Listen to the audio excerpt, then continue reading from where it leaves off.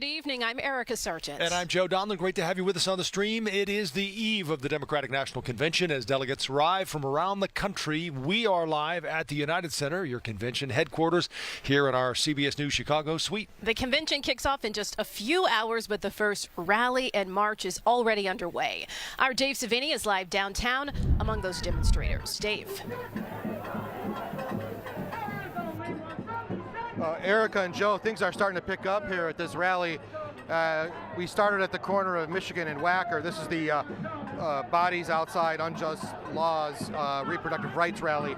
It's really turned into a Free Palestine rally, actually. We're going to show you the crowd. We're marching down Michigan Avenue right now towards Grant Park. It has the crowd has really grown. It's probably, I'm going to guess, at least 500 people here, maybe more. And there's a very large police presence. Superintendent Snelling is here as well. You know, he's standing by shoulder to shoulder with his top officers, including his terrorism officer, Dwayne DeVries. And everything is peaceful. It's been peaceful all day. Just giving you a taste of what it's like to be in this crowd. Pat, can you see up to the front there? Pat Hartney, my photographer, is with me. A lot of chanting, a lot of peaceful protesting. So far, so good, guys. This is going to be a busy week. People demonstrating, talking about, you know, the platforms they want to speak about and the different issues, and expect more of this. I'm going to send it back to you. Okay, Dave, thanks very much. We'll be in touch.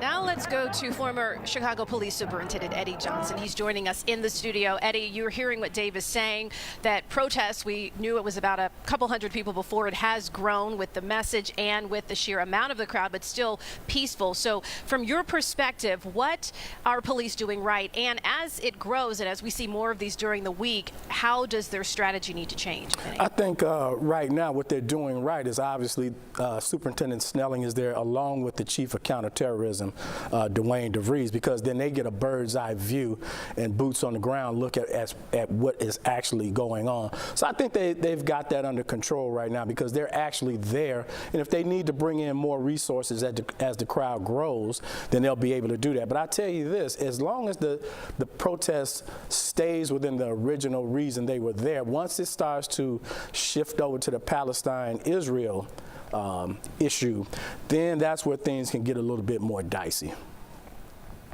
We noticed here, Superintendent, as you can see, I was waiting to see some of the officers, and you can see them on the left there. These are bicycle officers, so you can tell they have bike helmets on. But is there some philosophy in policing when it comes to keeping an eye on protests like this where you don't want to show up in a helmet and riot gear because it just tends to agitate the crowd? Oh, absolutely, Joe. You've been looking at our playbook, I see. But so here's the philosophy. So a crowd like this, you don't want to come in as the police and agitate them and show them a hard look right off the bat, because what you're signaling to them is that you're ready for a fight.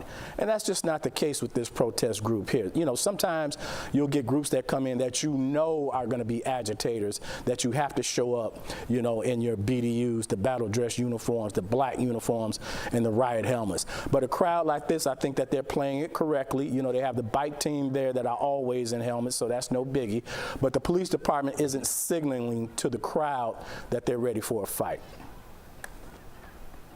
Well, Superintendent, if we talk about this peaceful protest and some of these outside agitator groups that we're hearing may be coming in, what do you do when they're all mixed together, meaning that you have some reason to have mass arrests and yet you have innocent, peaceful protesters right there in the middle of it all? So, Erica, that's a great question. So what I've found is that when you have the outside agitators come in, for the most part, the folks that are there to protest peacefully, they separate themselves from the agitators. So it's pretty easy for the police to tell which group is which. And when mass arrests come into play, of course, you know, the more peaceful protesters typically stand back and let that process play out. So I don't think you will have a big issue with the peaceful protesters mixing in with the agitators. The agitators are really loud and they go directly at the police almost from the beginning. So it won't be difficult for them to tell which is which. I know you've been out of the position for a little while, but are you comfortable that there are enough CPD officers to handle this? I'm sure Superintendent Snelling would love to have the 2,000 officers he's down or so. Oh, you know what? Listen, I said from the very beginning, being down those 2,000 officers at a time like this obviously doesn't help. So I know he wish he had those there, but at the end of the day, you got to play with who you got. You know, what's ever available, that's what you have to use. And trust me, you know, they have the officers that you see out there right now. If things start to get a little shaky, I'm pretty confident they have officers tucked away somewhere that can respond within minutes to help quell any disturbance that might occur. But yeah, you're absolutely right. Those 2,000 cops right now, today, this week, would help immensely, but we don't have it, so we can't worry about it, which is why you get the federal resources that you get. You got the state police coming in to help you out, along with other jurisdictions that are coming in to help out. All right, Superintendent, please stand by. We probably will be coming back to you, but now we want to bring in our political analyst. Yes, we have with us former Chicago Mayor Lori Lightfoot and also Pat Brady. He is with us as well, former member of the Republican National Committee.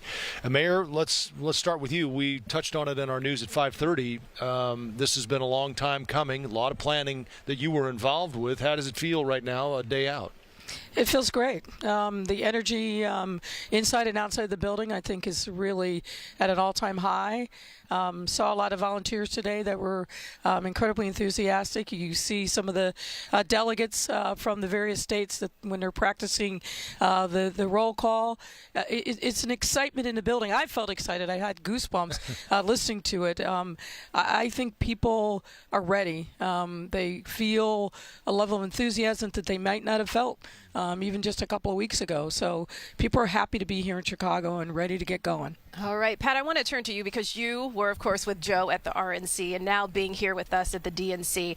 If you, of course, were a day out from when the actual events go on, but what do you think the major differences in the way the RNC and the DNC are approaching their conventions? Well, the RNC did a nice job of what they put on in Milwaukee, and it was actually a tremendous convention for Republicans up until 12 minutes into Donald Trump's speech.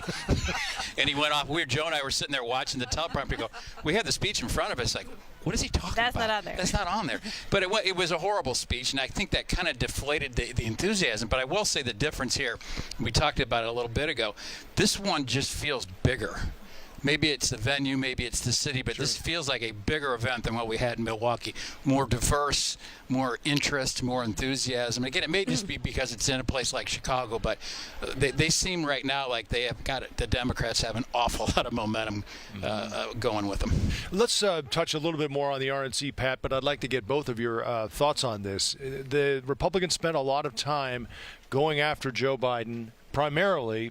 This was before he had dropped out, but also Kamala Harris. Do you think the Democrats this week, Mayor, do the same thing, or do they focus on a message and focus on their philosophies? Look, I think you're going to hear a little bit of both, but I think President Biden's going to talk about kind of the existential threat to our democracy that Donald Trump poses. Others may do the same, but my hope is, frankly, that a lot of the energy is around what Democrats have to offer, really building up Kamala Harris's bio, because a lot of Americans still don't really know who she is. And I think she has really set the tone by offering a positive, nuanced message of hope. She's not going to let the slings and arrows go ignored, but she doesn't have to, as my team used to tell me, you don't have to swing at every pitch.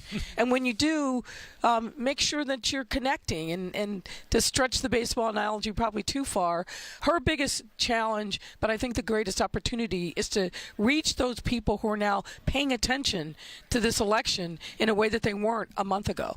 And that's a lot of folks. Well, it comes down, it's still, although the numbers have changed, the dynamics of the race haven't changed at all. No. It's 6, now maybe 7 states in play. The same 300,000 voters that these two campaigns have been targeting for a year. So a lot has changed, but a lot hasn't changed. And I expect, I think if they should be focusing their comments this week, I agree with what you said, reintroducing Kamala Harris to the country, but also they can't go too far left here. No. They got to stay in between the guardrails and tell the American people that we have a vision here and we have a plan, but it's not an extreme on either side. Yeah, it's a tough balancing act, but for me, and I'm sure there's smarter political minds out there that are advising Vice President Harris and Governor Walz, they can't take any vote for granted. And you're right that there's 6 or 7 states, and seems like that list grows every day, which is, I think, good news for the Democrats.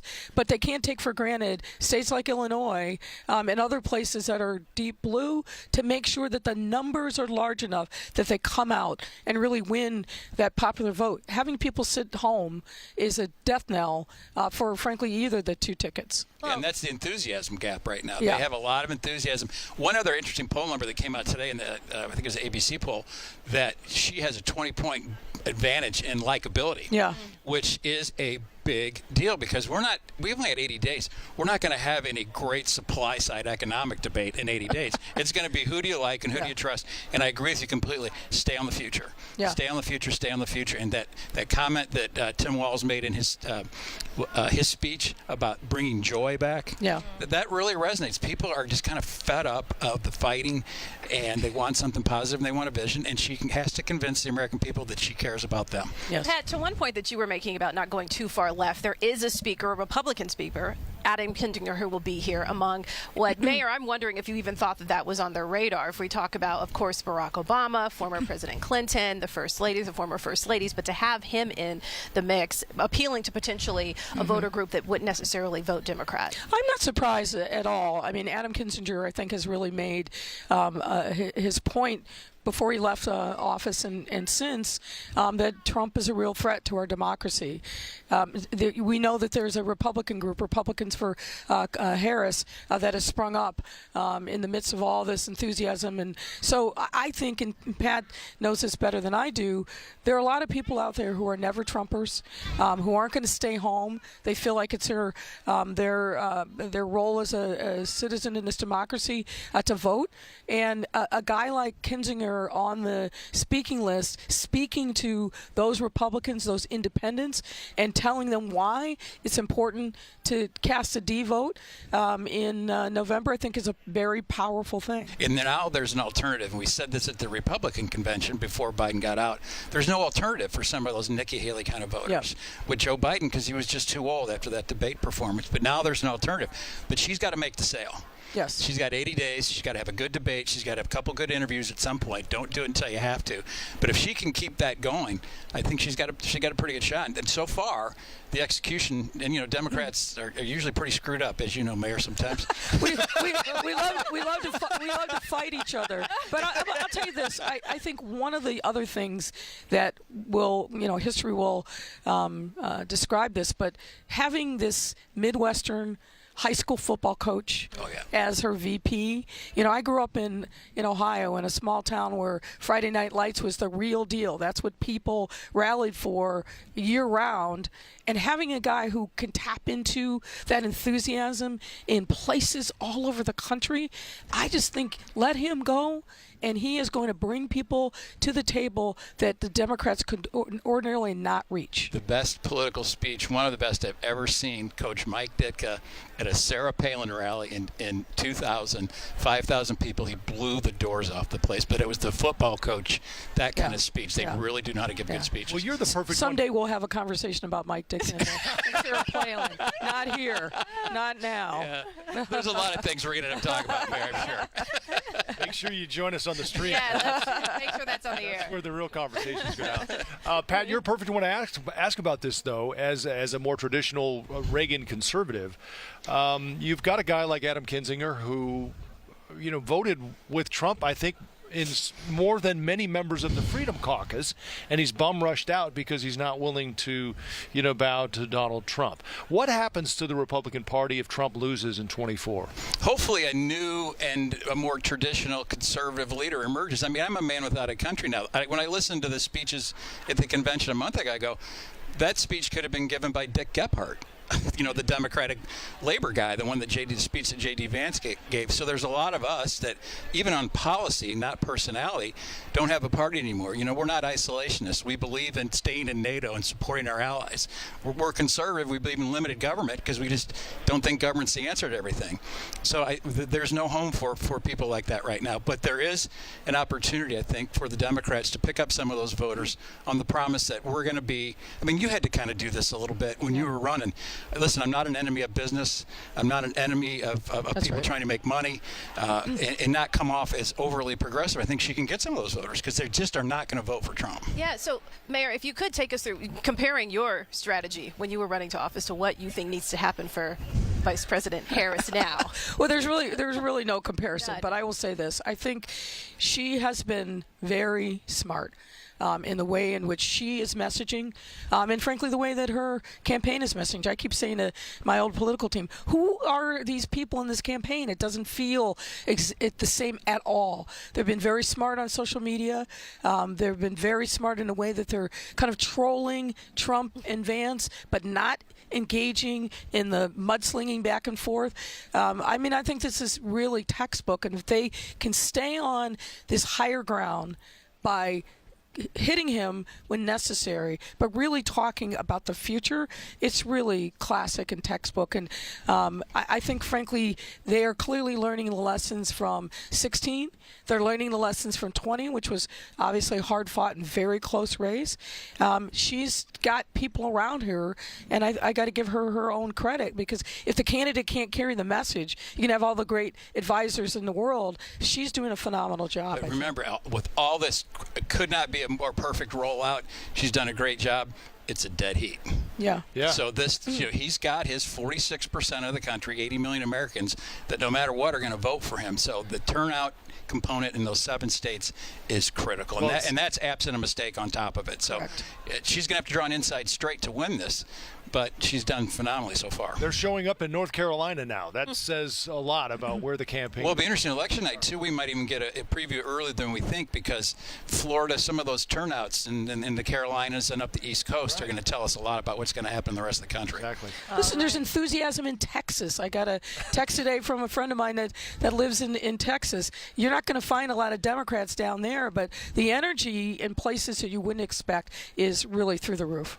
Well, as we've been talking, Dave Savini, of course, has been monitoring the protests downtown. We want to go back to him live among the demonstrators. I know, Dave, you and your photojournalist there have been watching the crowd grow at this point from a couple hundred to...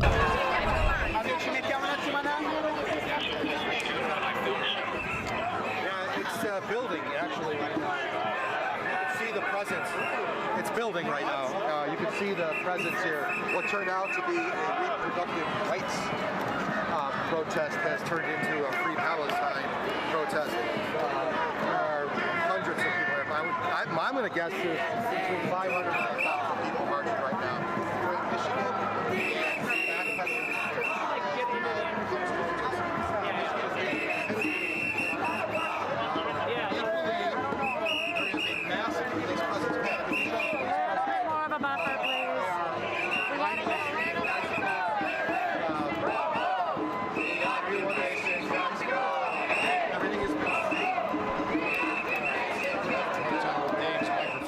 Yeah.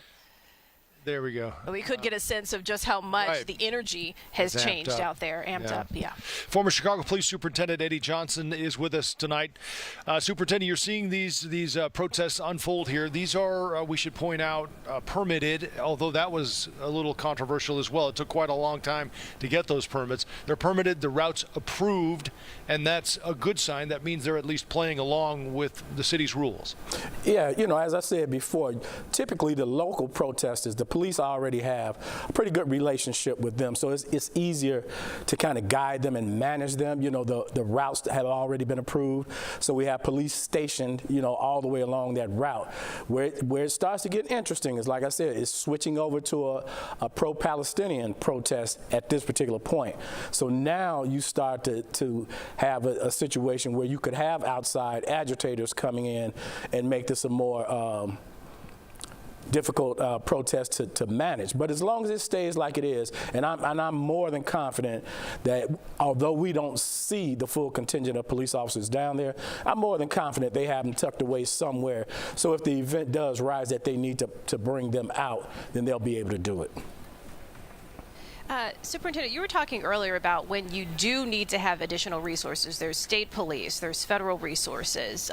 Take us through that, and at what point there could be the call. What would trigger that call for additional officers, and even to the point where we needed federal assistance? So the way it normally works is our federal resources, they're out there already. The state and the other municipalities that have come along, they're going to be on the fringe perimeter. The ones that are really going to handle this protest is going to be the local CPD guys. Now, what will trigger additional resources coming down there is if they see that energy start to change to the negative, to where now they might think some violence may occur. And usually you can tell that pretty quickly, because the agitators, that's what they're there for, to agitate. And so, you know, they'll go up to those police officers and start trying to bait them into doing things that they normally wouldn't do, which is why, again, it's incumbent upon the supervisors to make sure that the officers out there don't start taking things personally. Because believe me, when you have protests like this and agitators out there, they are spewing things at those police officers that nobody should hear. But unfortunately, you know, a police officer's peace can't be breached, so that's just something that they'll have to live with. So as long as they don't get physical, then we should be okay. All right. Superintendent, thanks. We're going to, again, ask you to stand by, because we're going to keep an eye on this rally and demonstration as the night progresses. It looked to me like they were getting closer to Randolph, maybe, so they're heading down to Grant Park and on their way right now, but growing and certainly ramping up in the energy. Superintendent, we'll be back. Thanks. We want to, speaking of which, get back now to Dave Savini, who's with those protesters. Dave? Yeah, so we're marching down Michigan Avenue right now, and we're coming to the intersection of Randolph. It has been peaceful, but this crowd is growing. This started off as a reproductive rights rally and protest, and now it has become a Free Palestine protest. So if this is a glimpse of what we're going to have this week, there is a powerful voice we're hearing. There are, I want to say, there's 500 to 1,000 people out here marching, and we probably have as many police officers. Hey, Pat, can you get a shot of the police officers in front of us? You can see the police officers lining Michigan Avenue on bicycles, which is protocol for this type of march. But again, everything has been peaceful. We are walking with the crowd. They're going to go to Grant Park, and we are getting, actually, we're now entering Grant Park. Technically, we are next to Grant Park at the moment, so I don't know where they're going to turn in, but it is a very large crowd, guys. I believe are at least 7 protests that have been permitted and will take place over the course of the next 4 days as the DNC begins here in Chicago. Yes, one of the larger ones was supposed to be tomorrow at noon. That was supposed to be the coalition to march on the DNC. Also went through a lot of legal hurdles to try and get their opportunity to demonstrate, so we'll be keeping our eye on that with team coverage as well.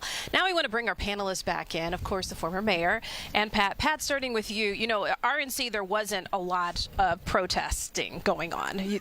My understanding is that everything stayed pretty peaceful. I know there was an incident where someone was neutralized, if you could say, you know, had some sort of weapon. But when you see this type of stage, the DNC in a major city, as you were saying, like Chicago, what are the challenges that you think that brings for Democrats as they're trying to put this on this week? Well, they got to pull it off. I mean, the mayor's got a lot of risk here, too. If this goes south, they're going to be asking a lot of questions about why he didn't prepare better. So there is a risk that they seem as a party in chaos, which they did in '68.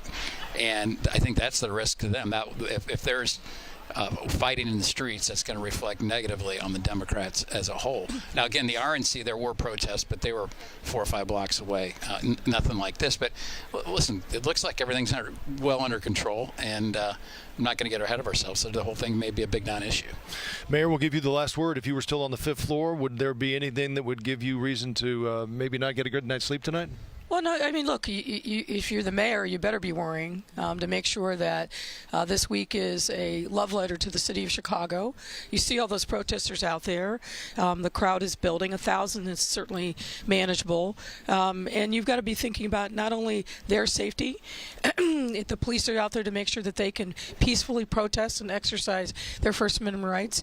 You've got to make sure that those businesses along that route, were communicated with effectively so that they can make decisions about are they going to be open, are they not going to be open, and if they choose to be open, to make sure that customers can actually get in there and not have to worry about what's going on. Part of the reason you see the bike squads lining each side is for all those reasons, to protect the protesters, to make sure that businesses and property are also protected. And I just want to pick up on a point of the conversation earlier.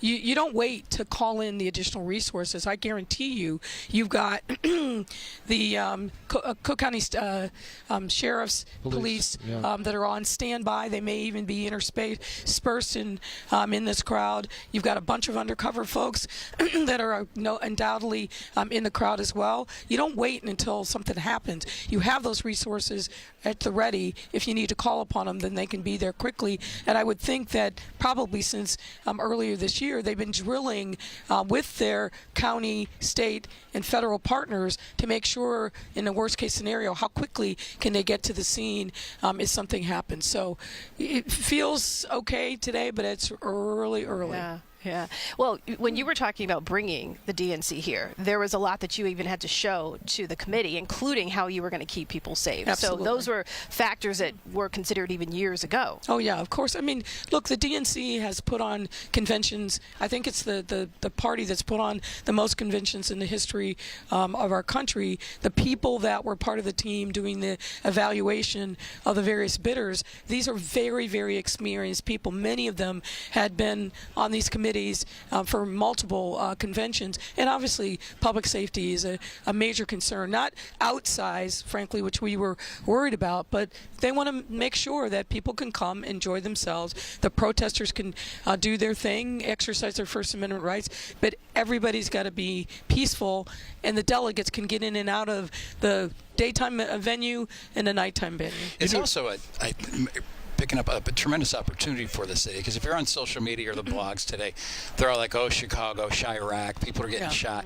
I think this is a great opportunity to show that's not what the city's all about. Like we had, I mean, you were mayor with the horrible time with the riots, but that's long gone. Yeah. And the crime problem has gotten better. So hopefully this is an opportunity for Chicago to showcase itself as the city that works, as they used to say. And it's a great place to be. Well, and you learn from those experiences, and I have no doubt that people have gone back and looked at what worked and what didn't work from the summer of 20 and built that into the training that they've given the officers. So, again, it's early, but, I have optimism and confidence that things will go fine. You and I talked about this before we went on the air earlier, Mayor, but why not bring in the National Guard to use as a traffic control for logistics and, and traffic enforcement, or, just basically put them in an area to guide traffic, and then that way you have that many more officers to use on the street. Yeah, I mean, a lot of people think that the National Guard is a panacea. It's not. The National Guard are military, and they are trained, if there's a threat, to put down the threat. That's not what's needed in this kind of circumstance. You need people who are trained in de-escalation. Yeah, of course, the additional resources, but you're getting that from people who are trained as local police officers. The sheriff's police, those folks have been phenomenal partners for years under Sheriff Tom Dart.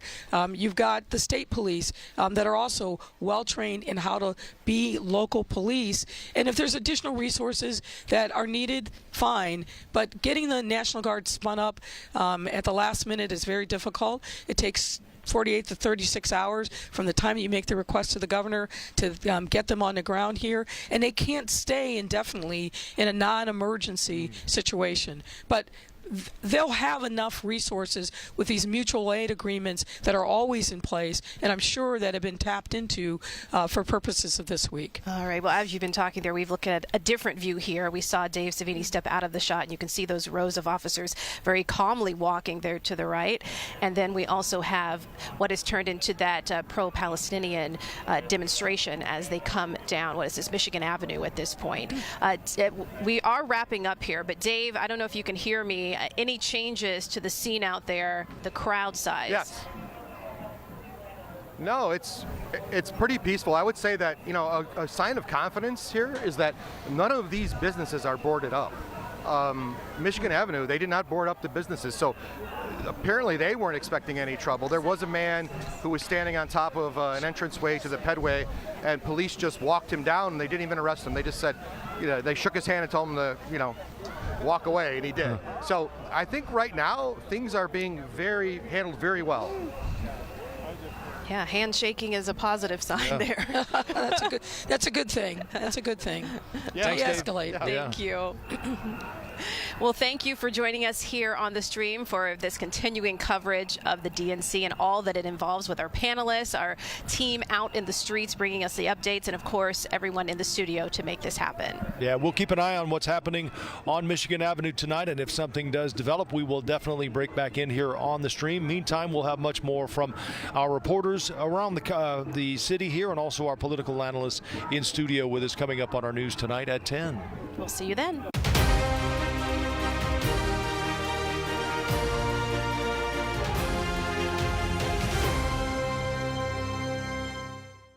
Once you get a taste of the Bud Billiken Parade, there's no doubt you want to come back. I'm not going to cry, but my mom brought me here years ago, riding down the parade in a different perspective. It was absolutely amazing, and I had a moment on the bus. But I'm there with you. Yes. My dad brought me to the parade when I was a kid, and just being on the float with my co-workers and just going down King Drive, it brings it back to you. Absolutely. Here she was, brought up in the parade like I was, and we're back here. The festival is just a great time to just embrace community. That's what it's all about.